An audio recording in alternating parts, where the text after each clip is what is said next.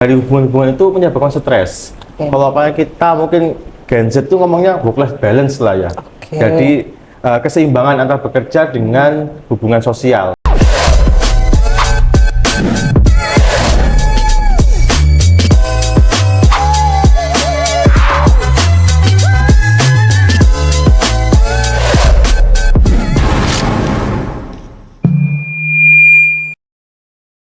Assalamualaikum warahmatullahi wabarakatuh. Selamat siang Sobat Naker dimanapun kalian berada. Selamat datang di ruang virtual Intan Jatim, Informasi Tenaga Kerja dan Transmigrasi Jawa Timur. Saya Betty Perantah Humas. Bicara budaya K3 adalah sebuah kondisi yang ideal ya, yang kita harapkan bersama, itu kondisi yang aman, sehat, terhindar dari kecelakaan kerja, terhindar dari penyakit akibat kerja di lingkungan kerja. Dan budaya dan K3 itu merupakan tanggung jawab kita bersama, Sobat. Tidak hanya tanggung jawab pemerintah saja, namun juga perusahaan, pekerja, dan juga seluruh masyarakat. Karena potensi bahaya yang diakibatkan akibat tidak menerapkan budaya K3 itu sangat berbahaya. Dan mari kita hindari bersama dengan melakukan upaya-upaya preventif tentunya. Berikut ini kita akan bincang-bincang seru terkait dengan potensi bahaya di tempat kerja, khususnya faktor psikologi. Pernah dengar faktor psikologi? Kita akan ikuti bersama bincang-bincang kita dengan narasumber yang telah hadir pada siang hari ini.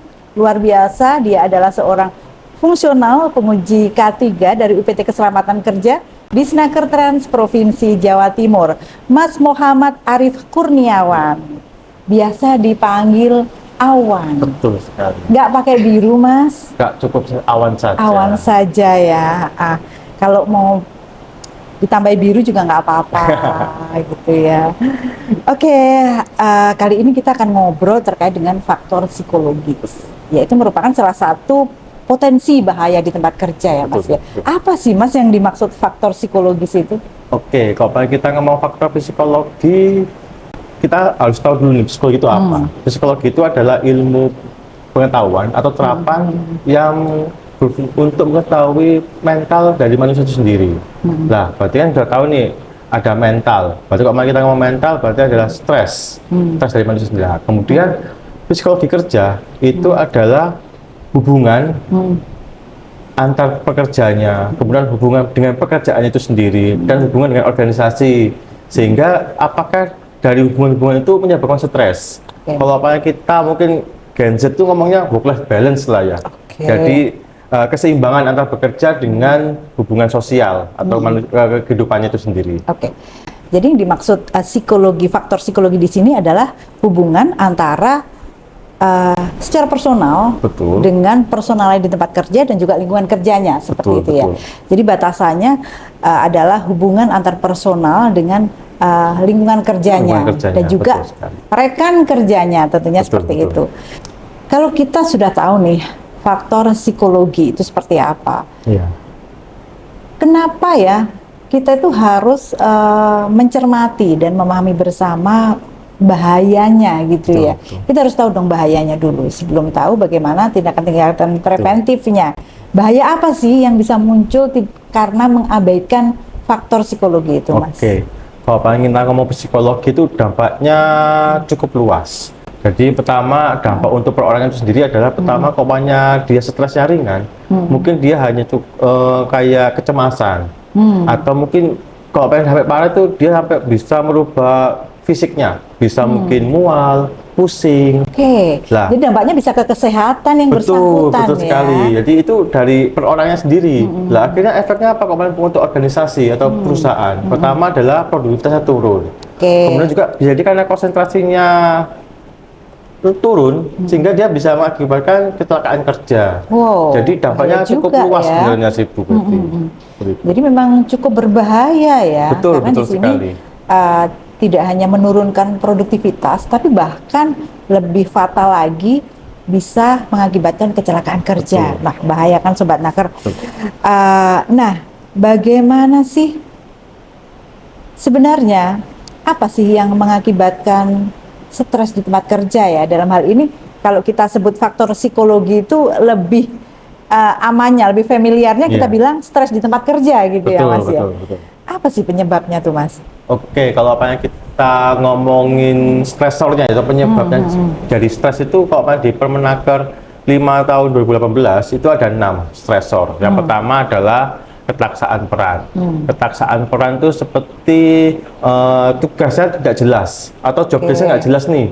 Jadi atasan tidak memberikan job desk saya harus ngapain itu tidak jelas. Kemudian konflik peran. Konflik peran ini seperti kayak diimpit lah. Dia kayak saya harus ngapain nih, mau gimana nih?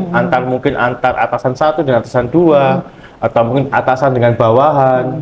Jadi dia ada di tengah-tengahnya seperti itu, Bu. Atau mungkin ya atasannya manajer, atasan manajer ada direktur. Betul, betul. Direktur dengan manajer mempunyai komando yang berbeda. Betul Akhirnya yang sekali. bersangkutan bingung kan, Betul, dia mau nurutin yang mana Betul. gitu ya. Seperti Iya. itu ya contohnya. Iya. Lainnya itu apa lagi Mas?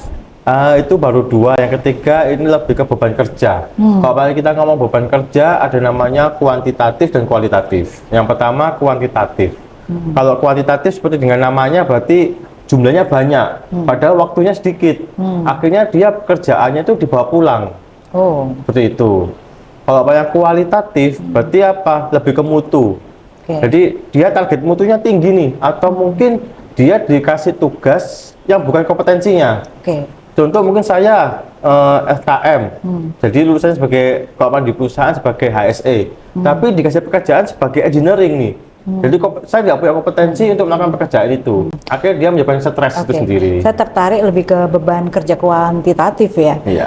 Di sini biasanya orang-orang yang justru sangat kompeten ya, dikasih beban lebih gitu ya. Iya, biasanya seperti itu sih Bu Betty. Iya, jadi apalagi yang multi talent gitu ya, apa-apa bisa gitu. Iya. Itu rawan ya untuk mengidap stres di tempat kerja berarti. Betul ya. sekali, itu rawan karena dia banyak pekerjaannya akhirnya ke dia. Padahal teman-temannya mungkin hampir sedikit pekerjaannya seperti itu. Karena dia multi talent itu tadi Betul ya, sekali. over kompeten itu tadi Overkompeten. ya. Oke.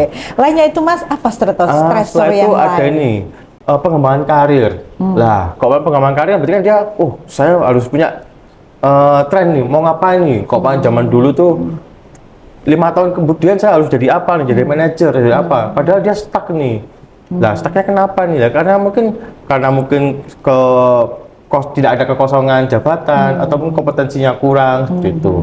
Dan yang terakhir yang namanya adalah tanggung jawab terhadap orang lain. Ini biasanya seperti atasan bertanggung jawab pada pekerjaan bawahannya.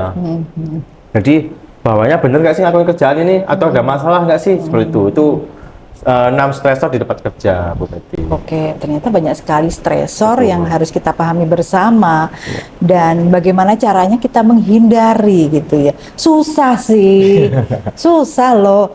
Karena ini bukan kita sebagai pengendali satu-satunya gitu ya. Karena ada hubungannya dengan atasan, ada hubungannya dengan rekan kerja dan lingkungan. Tentunya memang ini merupakan PR tidak hanya satu pihak ya. Betul. PR berbagai pihak gitu ya, harus saling menyadari, atasan juga menyadari bagaimana pembagian peran yang pas, bawahan juga mungkin memberikan masukan yang baik gitu ya ke atasan supaya dia tidak mendapatkan sebuah kejadian kerja yang mengakibatkan stres di tempat kerja gitu ya. Nah, di UPT Keselamatan Kerja di Snaker Trans Provinsi Jawa Timur ada petugas yang kita sebut fungsional penguji K3 ya. Salah satu tugasnya adalah melakukan pengujian atau pengukuran ya, Betul. pengukuran terkait dengan faktor psikologi. Gitu. Itu merupakan salah satu layanan daripada UPT Keselamatan Kerja. Pengukurannya seperti apa sih? Oke, ini terkait psikologi ini sudah mulai banyak perusahaan yang menguji ke kita. Oke, sudah mulai sadar ya Betul. terhadap Pentingnya manajemen psikologi stres. itu seperti apa sih gitu. Jadi kita untuk melakukan pengujian itu pertama kembali lagi kita harus tahu di perusahaan itu ada berapa bagian. Jadi kita menentukan dulu bagiannya apa. Contoh mungkin bagian marketing, finance, atau mungkin produksi. Nah, nanti dari masing-masing bagian itu jumlah karyawannya berapa. Ketika jumlah karyawannya kurang dari 30, maka semua karyawan akan disampling atau diberikan pengujian. Jadi memang ada batasan ya, batasan untuk pengujian tuh harus di karyawan 30 ya, Nggih. biar bisa dinilai semuanya, Betul. diuji semuanya. Betul. Oke, Kalau yang di atas 30 orang berarti harus pakai sampling ya, Iya, teknik betul. sampling ya. Betul, pakai teknik sampling. Oke. Nah, perhitungannya ya seperti teknik sampling pada umumnya sih. Jadi jumlah populasi dibagi 1 plus jumlah populasi dikali tingkat kesalahannya. Lah, kita ngambilnya 10% tingkat kesalahannya. Oke. Seperti itu. Jadi kalau misalkan perusahaan melakukan uji itu misalkan, dia ngitung sendiri bisa ya untuk sampelnya. Nah, untuk detail pengujiannya ini masuk skor apa nih di perusahaanku? Mereka harus kemana nih? Ya. Tentunya kemana nih, Mas? Kalau mau konsultasi atau mau melakukan pengujian, bisa hubungin kita melalui Heloka2 atau melalui Instagram kita. Bisa, kita akan melakukan bantuan konsultasi terkait bagaimana sih cara menghitung psikologi kerja itu sendiri, Bu Betty. Oke. Terkait dengan faktor psikologi atau lebih familiarnya adalah stres di tempat kerja. Untuk mengukur faktor psikologi tersebut, UPT Keselamatan Kerja di Senaker Transproving Jawa Timur menyediakan layanan itu ya, Mas. Betul, ya? betul sekali. Itu misalkan perusahaan ingin melakukan pengukuran harus kemana nih? Ke UPTK 2. Mereka harus gimana nih? Datang kemana? Atau mungkin ada yang lebih simpel bisa pakai online chat atau gimana nih? Bisa. Kalau punya perusahaan ingin konsultasi, gratis ke kita. Kalau mau ingin pengujian, bisa melalui www.simple-k3.jatim.go.id atau bisa mengunjungi IG kita di @UPT Keselamatan Kerja SBY. Bisa di follow ya, dan bisa nanti sana ada nomor HP Heloka2. Nanti bisa konsultasi gratis di sana. Oke. Jadi kita sebelum promosi layanan selanjutnya ya, Subanaker semuanya, tentunya apa yang kita bincangkan di awal tadi mengenai stres di tempat kerja, itu perlu dilakukan upaya-upaya preventif, ya. Jadi bagaimana pemicu itu kita bisa minimalisir gitu ya. Apa sih, Mas? Ada nggak ya upaya-upaya yang bisa kita lakukan untuk mengurangi pemicu stres di tempat ada, kerja? Bu Betty. Jadi kembali lagi, kita ada 6 stresor di tempat kerja. Lah, masing-masing stresor ini ada cara pengendaliannya masing-masing. Contohnya dari ketaksaan peran. Ketaksaan peran berarti kan dia kan nggak tahu nih job desk-nya apa. Jadi perusahaan itu harus mensosialisasikan atau mungkin ada SOP-nya. Dia kamu tuh kerjanya apa sih? Biasanya kalau di perusahaan itu ada struktur organisasinya lah. Seperti itu. Terus job desk-nya ngapain gitu. Kemudian konflik peran. Kalau kita ngomongin konflik peran berarti harus ada komunikasi. Jadi mungkin ada meeting-meeting rutin yang membahas terkait pekerjaannya. Ya, Jadi tidak ada yang tempuk. Ya. Betul sekali. Komunikasi baik secara formal, maupun kalau nggak informal. sempat informal. Betul gitu sekali. ya. Jadi biar nggak ada tumpukan kerja lah. Kalau terkait beban kerja kuantitatif, berarti kita harus sebagai atasan menghitung nih beban kerja anak buah kita seperti apa bawaan kita. Atau mungkin bisa dialihkan ke yang lainnya yang beban kerja lebih kecil gitu. Kalau kualitatif karena mungkin terkait kompetensi ya, jadi kita bisa melakukan pelatihan atau mungkin penambahan kompetensi itu sendiri. Apa sih yang dibutuhkan karyawan agar dia bisa melakukan pekerjaan tersebut seperti itu. Kemudian ada lagi terkait pengembangan karir. Nah, kok pengembangan karir ini biasanya hubungannya juga dengan kompetensi juga sih, Bu Betty. Tapi kok di perusahaan biasanya ada HRD ya. HRD itu biasanya ada namanya TNA atau Training Need Analysis. Nah, orang ini, karyawan ini mau diarahkan kemana nih? Contoh ke manajer. Oh, manajer dia harus butuh training apa aja nih? Lah itu harus dipenuhi matrix skillnya itu sendiri, Bu Betty. Jadi dari si perusahaan sendiri harus ada support yang baik gitu. Betul ya, sekali. untuk mengurangi stres di tempat kerja. Betul. Selain itu tentunya kalau Gen Z bilang itu harus dong work life balance gitu. Betul, ya. betul sekali. Balance di tempat kerja itu seperti apa sih? Misalkan di tempat kerja itu baiknya harus menyediakan apa gitu ya. Tidak hanya ruang kerja aja dong tentunya. Betul sekali. Jadi sekarang itu banyak perusahaan yang sudah menerapkan work life balance. Dari area kerjanya aja dibikin senyaman mungkin.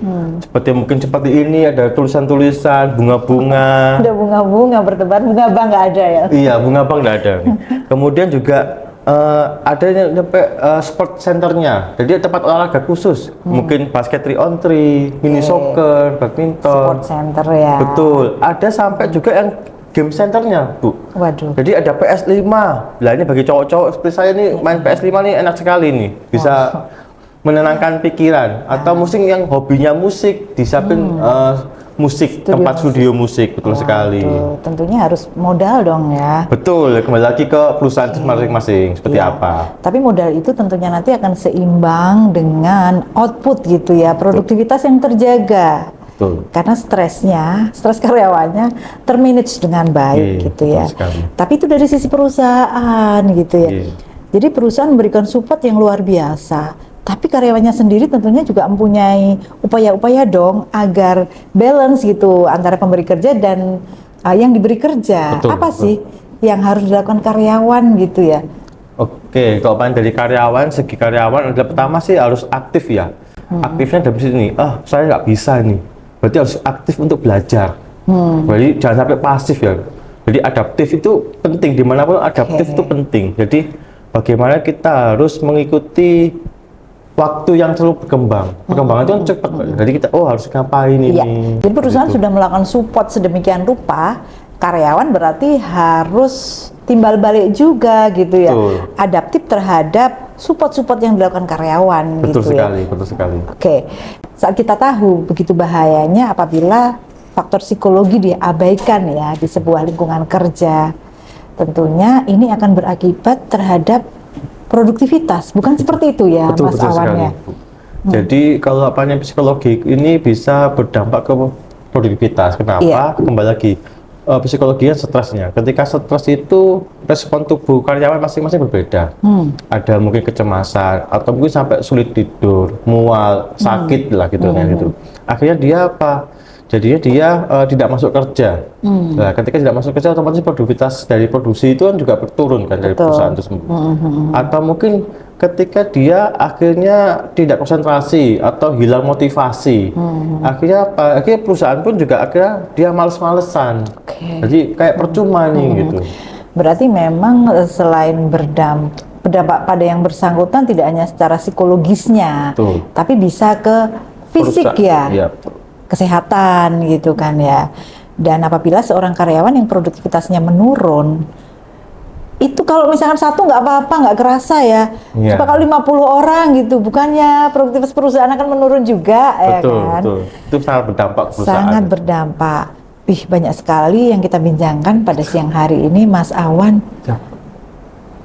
Mas Awan nih kayaknya harus pengujian lagi kayaknya ya. Ya, alhamdulillah kita ada banyak pengujian. Selain lingkungan kerja, kita juga bisa lingkungan hidup, emisi ambien juga. Oh iya, selain banyak sekali layanan ya memang di UPT Keselamatan Kerja. Sekali lagi, Sobat Naker semuanya apabila memerlukan informasi tentang layanan pengujian, apalagi Mas, pemeriksaan kesehatan kerja, apalagi terkait konsultasi pun juga kita bisa kayak gitu, mungkin yang lainnya, pengujian dan sebagainya. Bisa langsung datang ke UPT Keselamatan Kerja. Kalau misalnya nggak sempat atau kondisi jarak yang jauh dengan tempat kami, silahkan bisa mengunjungi terkait websitenya simpelk3.jatimprof.co.id. Untuk yang IG berarti @UPT Keselamatan Kerja SBY. Jangan lupa follow ya teman-teman. Ya, untuk layanan online-nya apakah masih ada? WhatsApp online, mungkin? Sepertinya Hello K2 saja. Hello K2? Betul. Oke, ada di websitenya ya? Ya. Baik Sobat Naker semuanya, terima kasih telah bersama kami pada siang hari ini. Saya Betty, mohon izin undur diri dan... Saya Awan. Assalamualaikum warahmatullahi wabarakatuh. Selamat siang. Salam K3.